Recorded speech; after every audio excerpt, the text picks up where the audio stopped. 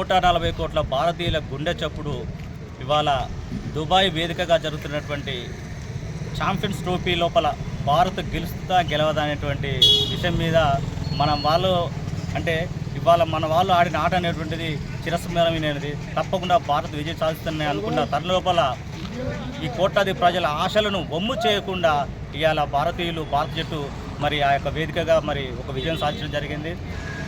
ఇంకా విచిత్రమైన విషయం ఏంటంటే మొత్తం ఐసీసీ టోర్నీ లోపల కనీసము టాస్ గెలవకుండా కప్పు గెలిచినటువంటి గొప్ప మన భారత జాతికి దక్కింది. చాలా సంతోషకరమైన విషయం.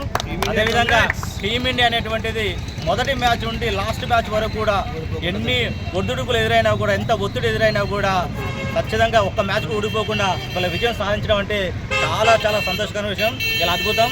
ఇలా భారతదేశంలోనే కాకుండా ప్రపంచవ్యాప్తంగా భారతీయులు గర్వంగా మరి వాళ్ళు ఫీల్ అవుతున్నారు.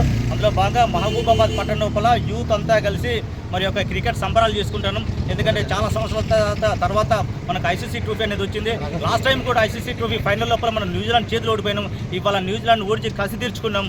అదేవిధంగా ఇక భారతీయుల గుండె లోపల భారతీయుల మనసు లోపల ఒక సంతోషాన్ని ఇచ్చినటువంటి ఈ యొక్క భారత జట్టుకు మరి మానుకోట ఉన్నటువంటి క్రికెట్ క్రీడా అభిమానులందరి తరఫున కూడా కృతజ్ఞతలు, ధన్యవాదాలు. Thank you. జై భారత్.